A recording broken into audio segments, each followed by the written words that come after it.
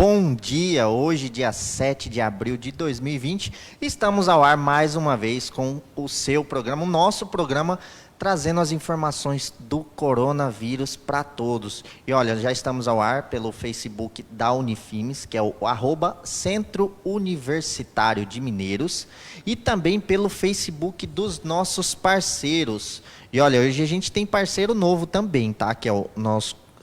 Estamos nas páginas do Mercadão da Eletrônica, o jornal O Positivo, Alto Taquari em Pauta, Prefeitura de Alto Araguaia, Rádio Cidade de Alto Araguaia, Prefeitura de Portelândia, a Prefeitura de Santa Rita do Araguaia, a Rádio Regional FM de Mineiros, a Rádio Eldorado também de Mineiros, o curso de Engenharia Ambiental e Sanitária aqui da Unifimes, o jornal A Tribuna Piranhense, Rádio Satélite, a página do delegado, o Dr. Cleverson, lá de Costa Rica, a revista Celebridade de Iturama, em Minas Gerais, Rádio Educativa de Alcinópolis, a página de provedor de internet da Usina Net, lá de Costa Rica, a Ideias Produções de Rondonópolis, a Folha de Caiapônia, Prefeitura de Alcinópolis e também a Secretaria Municipal de Desenvolvimento de Alcinópolis. E olha, a página Eu Conto Tudo, lá de Costa Rica,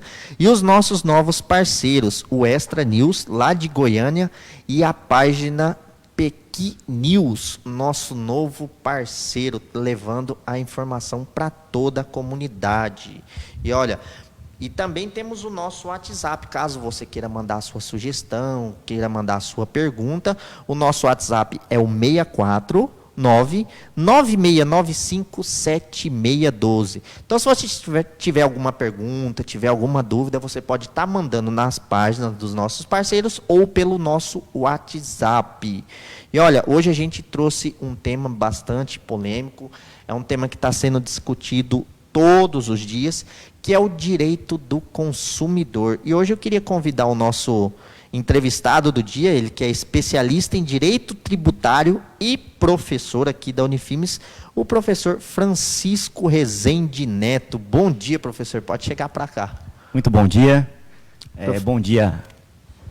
À vontade, professor. Bom dia aos nossos ouvintes, né, que nos acompanham aí pelas redes sociais. É um prazer imenso estar aqui e poder compartilhar as informações do meio, né, social de um modo geral, do meio jurídico, que estão sendo aí impactadas por essa pandemia do novo coronavírus. A pandemia trouxe bastante trabalho para os advogados, né? Sim, realmente é um momento de muito estudo, né, onde nós estamos aí passando por um período de edição diária de inúmeras normas jurídicas, regulamentando os mais diversos temas no âmbito das relações sociais, né, de um modo geral, e realmente isso vai demandar aí muito trabalho para os operadores do direito, né, não só os advogados, como também os demais operadores aí da justiça de um modo geral. Professor, acho que seria até difícil a gente não falar dessas denúncias, né? Por exemplo, o que está afetando todo mundo é o abuso dos preços do álcool em gel, das máscaras em todo o país, né? Isso é um aumento grandioso para chegar no bolso do consumidor. E justamente isso quando é um dos itens mais recomendados contra o coronavírus. Como que você vê isso, esse abuso desse preço nas prateleiras para o consumidor? Então, o que a gente tem visto, divulgado aí nas mídias, em televisão, jornais, é que está havendo falta desse tipo de material, inclusive para os próprios profissionais da saúde, né? E o que acontece? Existem pessoas que, se valendo dessa situação de calamidade pública que foi decretada em nosso país e no mundo, né, que é a pandemia causada por esse novo coronavírus, essas pessoas acabam sendo oportunistas e, por conta da necessidade de aquisição desses produtos, acabam elevando demasiadamente os preços desses produtos, o que pode configurar uma prática comercial abusiva, né? O Código de Defesa do Consumidor, ele considera o aumento de preços sem justa causa como uma prática abusiva nas relações de consumo, podendo configurar inclusive crime contra a ordem, contra a economia popular, certo? Ensejando até mesmo a prisão, né, das pessoas que praticam esse tipo de aumento abusivo de preços. E qual seria a pena para isso? É uma pena que vai aí de 2 anos de detenção, podendo chegar aí até, dependendo das situações, até 10 anos. O álcool em gel, tanto o álcool em gel quanto a máscara, a gente viu um aumento significativo, né? O álcool em gel custava 5, 6, 7 reais. A gente vê lugares vendendo a 40 reais. Isso. Na verdade, nós tivemos notícias de estabelecimentos que chegaram a majorar os preços do álcool em gel e das máscaras em mais de 1000%.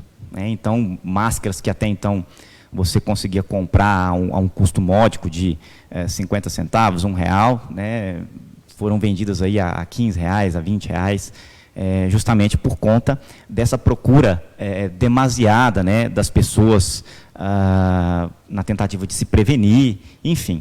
Então, é uma prática abusiva que pode, além das consequências, além das sanções criminais, né, cabíveis na situação, podem ensejar a aplicação de multas pelos órgãos de defesa do consumidor, podem também ensejar a retirada da oferta das prateleiras, né, do estabelecimento comercial, enfim. E no caso do consumidor, ele foi lá para comprar o seu álcool em gel, a sua máscara, ou qualquer outro tipo de produto. Ele viu que aquele preço não corresponde ao que ele comprava. O que ele deve fazer? Ele pode se dirigir inicialmente aos órgãos de fiscalização. Então, ele pode procurar o PROCON da cidade dele, informando aquela prática abusiva, né? Ele pode se dirigir ao Ministério Público do Consumidor, também denunciando aquela prática abusiva, né? Nós temos um site do governo, www.consumidor.gov.br, onde, por meio desta plataforma, qualquer pessoa pode fazer aí uma reclamação em relação a essas práticas abusivas que têm sido praticadas aí por parte de alguns estabelecimentos comerciais. Isso cabe até chamar a polícia, no caso ele não consiga contato com nenhum desses órgãos? Sim, inclusive você pode até mesmo se dirigir à autoridade policial, porque, como eu disse, a depender da situação, se for constatado o aumento abusivo, isso pode configurar o crime contra a economia popular. É claro que o dono do estabelecimento ele não está impedido de realizar o aumento do preço do produto.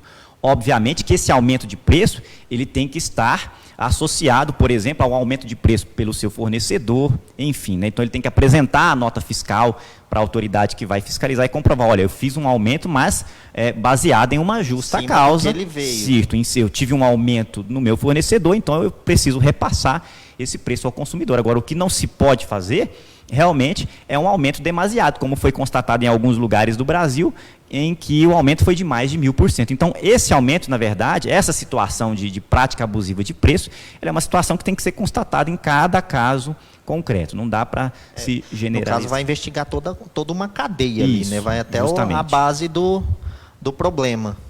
E no caso assim do esvaziamento das prateleiras, né? A gente teve muitos mercados, pequenos comerciantes, farmácias que as pessoas foram e compraram tudo de uma vez.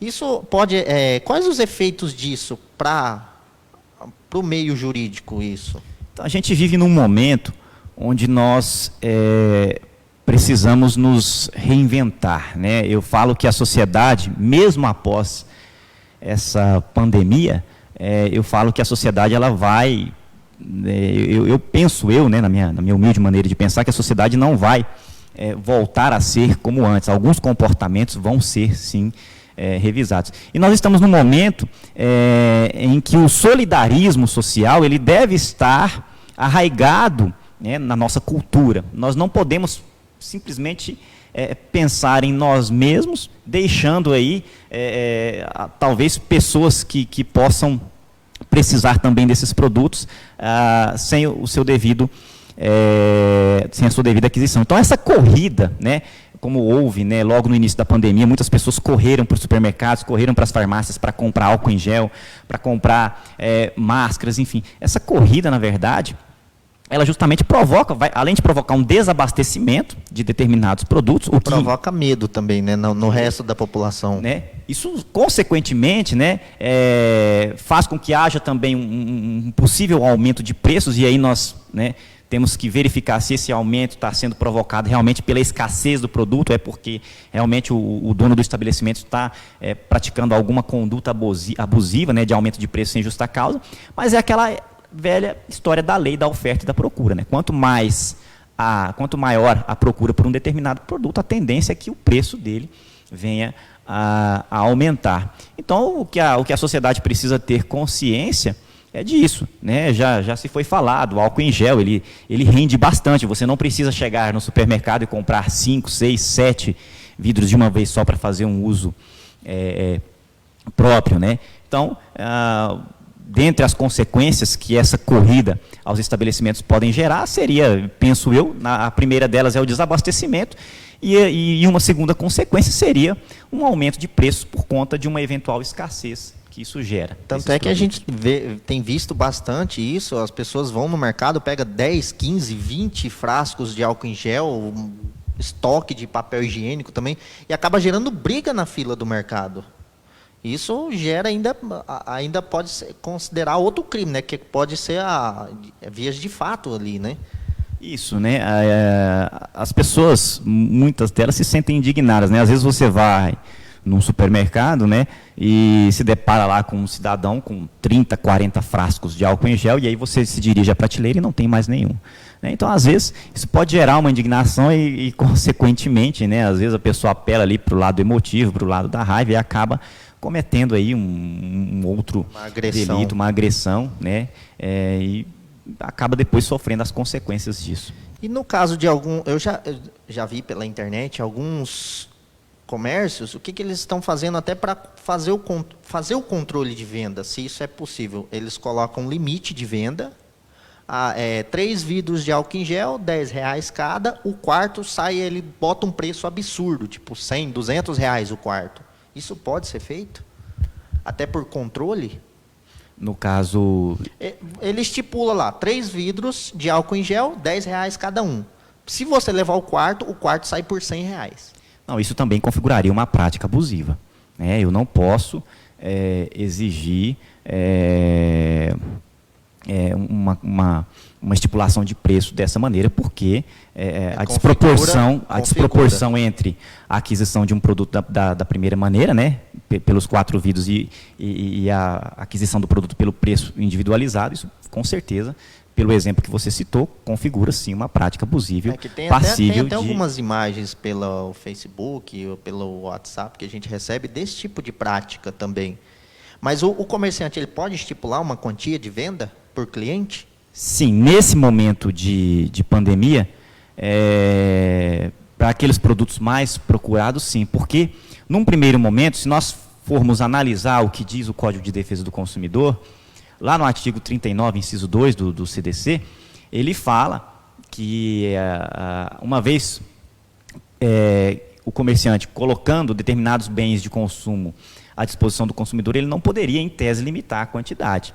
Né? Mas quando ele faz isso por uma causa maior, por uma justa causa, vamos assim dizer, que é... Por um bem coletivo. Um bem coletivo, que é o que nós extraímos da interpretação do inciso 1 do artigo 39 do CDC, né, quando ele faz isso, justificando, né, em razão da necessidade de você procurar resguardar aquele produto para o maior número de pessoas, é perfeitamente possível, sim, que o dono do estabelecimento comercial possa fazer a estipulação de limitar a quantidade de produtos por cliente. Inclusive, ele deve fazer isso, né, em relação a esses produtos essenciais em período de pandemia. Tá certo. Olha, gente, se você tiver alguma pergunta, pode estar mandando no nosso WhatsApp, tá? Que é o 64 99695 7612. Pode mandar a sua pergunta, a sua curiosidade e coloca também da onde você está falando para a gente fazer essa interação com vocês. E olha, professor, vamos falar um pouco sobre os planos de saúde. Existe alguma obrigatoriedade em cobrir exames e tratamentos nesse momento de pandemia? Sim, na verdade, as relações contratuais, até então, elas se mantêm inalteradas, certo? Então, a partir do momento em que eu contratei um plano de saúde, dentro daquilo que a minha cobertura foi contratada, o plano ele está sim obrigado a fazer a cobertura. Inclusive, até há alguns dias atrás, existiam alguns planos recusando a cobertura do teste para o Covid-19, sob o argumento de que, como é uma doença nova, essa doença ela não estava prevista no rol de procedimentos da Agência Nacional de Saúde. Só que aí a ANS, por meio da Resolução 453 de 2020, agora do dia 12 de março, ela passou a incluir, né, a Covid-19 como no rol da lista das doenças, né, que são de cobertura obrigatória mínima, e, consequentemente, a partir de então, os planos devem necessariamente cobrir os gastos, né, os custos com a doença da Covid-19. E caso o nosso espectador estiver assistindo, ele for procurar o plano de saúde dele e ele tiver essa negatividade do plano, o que ele deve fazer? Ele pode acionar o órgão de defesa do consumidor num primeiro momento. PROCON, ele pode se dirigir ao PROCON, o PROCON vai mandar uma notificação para esse plano de saúde, né? E, uma vez não atendido, isso pode ser direcionado ao Ministério Público, porque aí caberá também ao Ministério Público promover a atuação coletiva, né, em defesa de todos os contratantes daquele plano de saúde, ou então ele pode, né, procurar aí uma assistência jurídica para que ele possa aí ter aí o seu direito resguardado, né? A Michele mandou uma pergunta, acho que a gente até praticamente respondeu agora. Onde devemos fazer as denúncias referentes aos aumentos abusivos? Isso foi como nós falamos, né? Primeiramente no PROCON. Né? Pode ser feito na delegacia de polícia e também perante aí os demais órgãos de fiscalização, como, por exemplo, o Ministério Público de cada cidade. Essa proliferação do coronavírus, ela não afetou também só a saúde, né? Também os limites de compra, como a gente falou, e cancelamentos de viagem. O cancelamento de contratos de evento, principalmente quem depende de evento, praticamente ficou sem receber nesse momento, né? O que fazer nesses casos? Bom, em relação às viagens, os cancelamentos, eles são previstos, né? Você pode fazer um cancelamento em função de um fato imprevisível, de um fato extraordinário, que no caso é a pandemia, inclusive com inúmeras restrições, né, de vários países, por exemplo, com relação à entrada, né, de estrangeiros, por conta do alcance transmissão, né, da pandemia. Então, o consumidor ele pode sim requerer o cancelamento da viagem com o reembolso do gasto que ele teve. Inclusive, é interessante até mencionar que, em relação, por exemplo, às companhias aéreas que foram uma das mais afetadas, né, as companhias de transporte de modo geral, mas as companhias aéreas foram uma das mais afetadas com essa pandemia. E pelo menos aqui no Brasil, houve a celebração de um termo de ajuste de conduta com o Ministério Público e com a Senacom, que é o órgão nacional de defesa do consumidor, onde eles regulamentaram, né, estabeleceram algumas regras para a devolução e remarcação de passagens. Então, se o cliente ele optar pela remarcação da passagem, ele pode fazer essa remarcação de acordo com as mesmas características, mesmo destino, mesmo itinerário do voo, né? Aí, considerando também se o período é de alta ou baixa temporada, ele vai poder fazer essa marcação e aí ele vai ter aí um voucher para poder utilizar no período de até um ano, vamos assim dizer. Tá? E em relação ao reembolso, o consumidor, se ele optar pelo cancelamento, né, ele pode pedir o reembolso do dinheiro que ele gastou com a compra daquela passagem, só que no caso das empresas aéreas em específico, né, elas vão ter um prazo de até 12 meses para fazer a devolução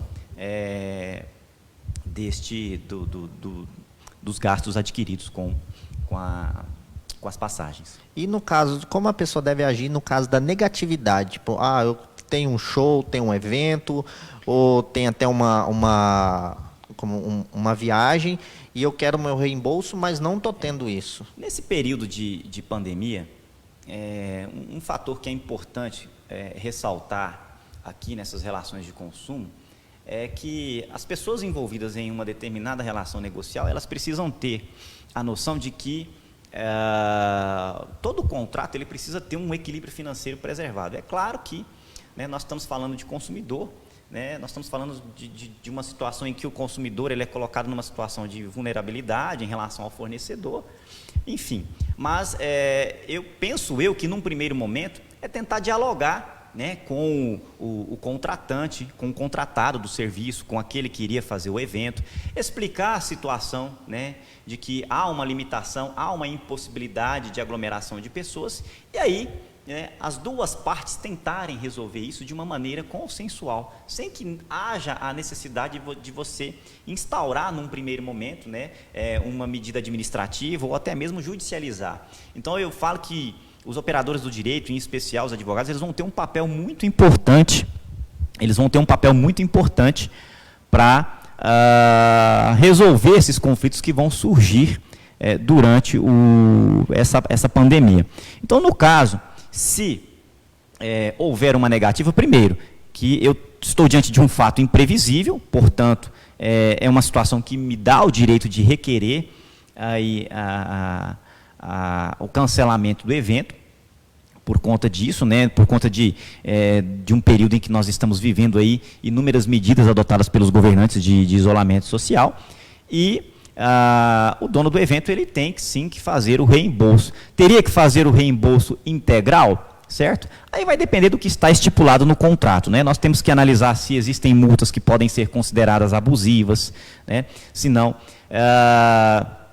enfim, eu penso que isso deve ser discutido de uma maneira dialogada, né, entre as partes contratantes, mas se houver de fato uma recusa em fazer o reembolso, ele não pode, porque isso é considerado também uma prática abusiva. No caso, os contratantes de shows, né, que levam a população, esses são os mais afetados no momento, né, que tinham vários shows agendados e todos estão sendo cancelados.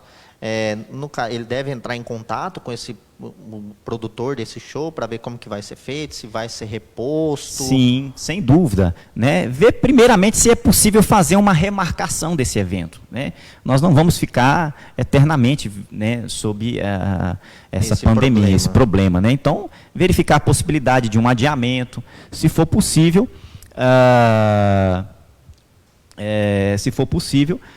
tentar, da melhor forma possível, achar uma solução, um meio termo, como eu disse, né? Todos estão sendo afetados, o contratante também está sendo afetado, o contratado está sendo afetado por esses eventos imprevisíveis, então é preciso que haja um meio termo aí para que essas relações entre as partes possam ser preservadas.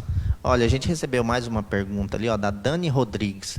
Quando passar a pandemia, acha que terá uma corrida por advogados? Como os profissionais podem se organizar para essa demanda?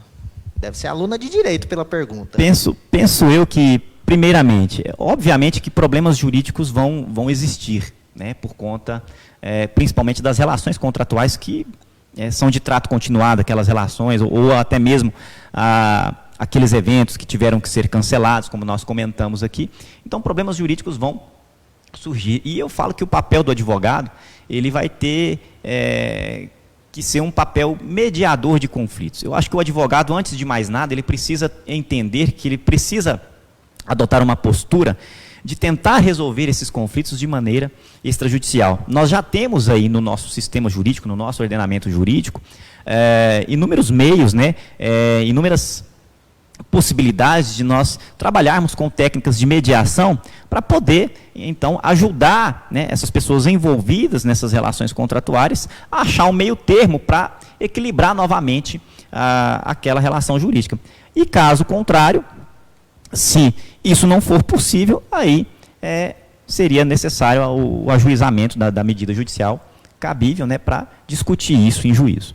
Acho que a gente também não poderia deixar de entrar nesse assunto aqui com você, que é a respeito das fake news. Isso tem alastrado de um jeito assim que acho que a gente nunca viu isso, né? Porque cada dia que passa aparece mais fake news, mais notícias falsas. Como que você vê isso como sendo um profissional do direito? Antes de mais nada, né? Eu sempre digo às pessoas das quais a gente, em grupos de amigos, né, de WhatsApp, enfim, nós recebemos aí várias postagens, tanto na internet quanto no WhatsApp, enfim. A gente pede para checar a fonte, né, de informação. A partir do momento que você recebe uma determinada notícia, né, por qualquer meio de comunicação que seja, é interessante, antes de você repassar, checar a confidencialidade, a veracidade daquela informação, para que você também não seja um disseminador de notícias falsas, né, nos meios sociais. Porque isso aí virou uma indústria isso, né, de fake news. Ontem, por exemplo, eu acabei recebendo usando o nome de uma empresa, não vou citar o nome dela aqui, mas uma empresa muito grande, falando que eles estavam distribuindo mais de 5 mil produtos. Até o site da empresa ali estava praticamente o mesmo. O que mudava, havia um S a mais. Então, eles estão fazendo uma coisa assim mirabolante. Como que a pessoa pode se comportar nisso, fazer uma denúncia? Pode procurar a autoridade policial, né, os órgãos que nós já citamos aqui na nossa entrevista. Se for em relação à oferta de produtos e serviços, né, se dirigir aos órgãos de defesa do consumidor, para que as providências sejam tomadas, a remoção daquela oferta, a retirada daquela informação da rede de veiculação em que ela estava localizada. Olha, chegou uma pergunta aqui para a gente ontem pelas redes sociais. É o seguinte, ela está falando assim: estou enfrentando problemas com a minha internet. A operadora, ela pode cobrar para enviar um técnico na minha casa? Isso tudo depende se foi combinado previamente com o consumidor. O consumidor, no momento que ele vai contratar o serviço, ele precisa ser informado, né, sobre todas as condições daquele serviço que está sendo prestado. Então, se a operadora informou ao consumidor no momento da contratação de que eventuais visitas técnicas seriam cobradas como serviço adicional, não há nenhuma ilegalidade nessa cobrança, desde que esse dever de informação ao consumidor seja resguardado. Justamente. Caso contrário, pode-se entender que isso já estava embutido no preço das mensalidades. Outra pergunta que tinha chegado para a gente: eu comprei online e quero devolver. Terei prorrogação para não ter que ir no correio agora? Ajustes em contratos podem ser feitos sem sair de casa? Bom, a compra online, ela é inclusive regulada no artigo 49 do CDC, que diz lá que toda compra que você faz fora do estabelecimento comercial da empresa, você pode exercitar o seu direito de arrependimento no prazo de até 7 dias a contar do recebimento do produto. Bom, como é que vai ficar essa situação, né? Você recebeu o produto, você quer devolver e não tem como fazer isso.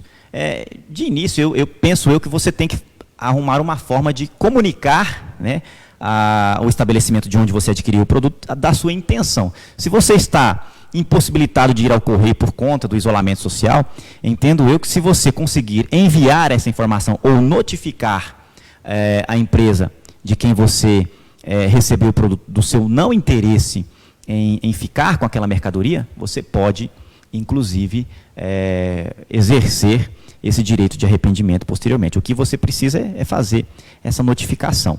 Inclusive, apenas a título de informação, há um projeto de lei tramitando no Congresso Nacional, já foi aprovado no Senado, que vai estabelecer um regime jurídico emergencial das relações jurídicas nesse período de pandemia, e esse projeto, ele ainda não foi aprovado, ressaltando, ele está agora na Câmara para análise, mas esse projeto, ele prevê a suspensão do artigo 49 do CDC até o dia 30 de outubro. Por quê? Porque esse artigo 49, ele regulamenta as compras realizadas por meio do delivery, né? E como nós sabemos que hoje, em período de pandemia, a maior parte do comércio, principalmente o ramo de alimentação, né, está sendo realizado por meio, né, dos serviços de delivery. Então, foi uma medida para que não haja aí uma demasiada, inúmeros pedidos, né, de devolução ou de arrependimento por conta